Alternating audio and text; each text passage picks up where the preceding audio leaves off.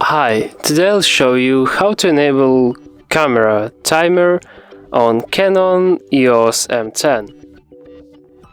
Let's turn on the camera. Now let's do this. Yeah, wonderful. And now let's press set, then select timer and select 10 seconds, 2 seconds or custom. 1 second.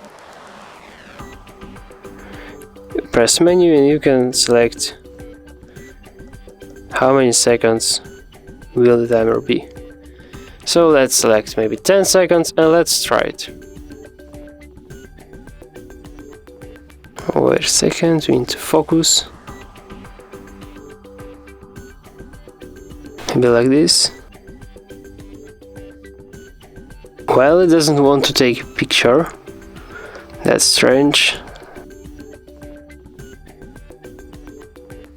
Well, something is wrong, but you can turn on timer just like that and turn it off also just by selecting off function. That's all.